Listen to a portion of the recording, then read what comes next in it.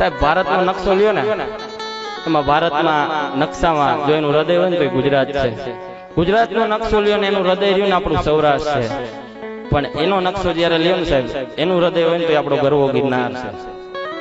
ઈ ગરવો ગિરનાર અને જુનાગઢ નો એક પ્રસંગ વચ્ચે લઈ લો, પછી કઈ નો પ્રસંગ લેવો છે. પણ ઈ જુનાગઢ નું પાદર, અને આજે મને તમને ખબર છે કે અહીંયા બાઉદીન કોલેજ છે. ઈ બાઉદીન કોલેજ નો સ્વામીજીનો એક પ્રસંગ, લાડડી બુએની બેન, ખૂબ ગરીબ પરિસ્થિતિ, અને મા બાપ એના ગુજરી જાય છે. ભાઈ બેન બે જ. ભાઈ મરે બહુ હારીએ, બેની મરે 10 જાય, પણ જેના બાળાપણમાં માવતર મરે ને સાહેબ, એને તો પછી 4 દસુ ના વાળ હોય. અને ઈ ભાઈ બેન રોજ લાકડા કાપીને જીવન કાઢે. અમારે સ્વામિનારાયણ મિત્ર છે, એની ફરમાઈશ છે. રોજ ઈ લાકડા કાપીને જીવન કાપે, અને એમાં એક દી બેન ને કહે છે, બેન મને ભૂખ લાગી ગઈ છે. લાડડી ભૂખ ગઈ છે. ભાઈ હું તો આજે લાકડા કાપવા નથી ગઈ. તો કે કા? કે દાંતેડામાં કે ધાર નથી. દાંતેડું પકડાવા ગઈ તો લુવારે ના પડી, તારી આગળ પૈસા નથી ને હું તને દાંતેડું નહીં પકડાવી દઉં. સાહેબ એનો ભાઈ કહે છે કે લાઈ હું જાઉં, અને ગયો દાંતેડું પકડાવા. અને દાંતેડું પકડાવા કીધું લુવારને, દાંતેડું પકડાવી દે. અને ત્યારે એને કીધું કે પૈસા છે?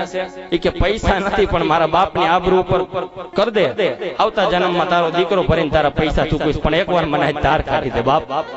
અને ઈ ત્યારે એને ધાર કાઢી દીધી. બેન ને મોકલે છે, ભાઈ બેન બે લાકડા કાપવા જાય છે.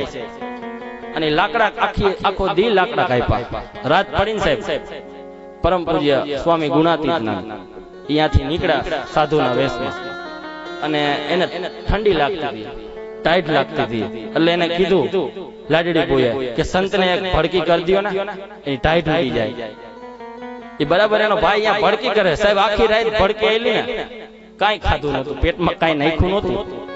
આખી રાતની ભડકીમાં એના લાકડા બધા બરી ગયા, અને હવારે કાંઈ નતું એના ઘર. છતાંય લાડડી બોએ એમ કીધું સંત રાજી તો જોથી.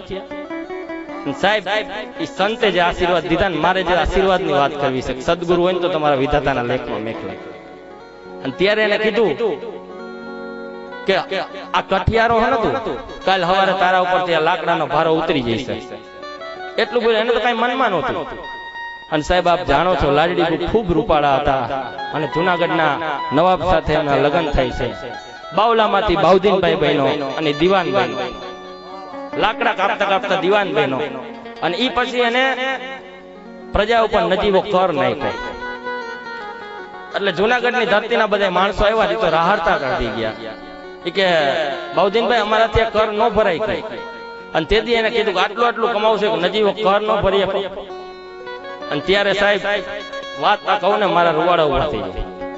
અને ત્યારે એ લુવાર આગળ આવ્યો, અને ઈ બોલ્યો એ કે બાઉદીનભાઈ નો હોય ને તેથી દાંતેડા કકડાવાના ન હોય. ઈ આ પ્રસંગ, ઈ આ ધરતી છે જુનાગઢની.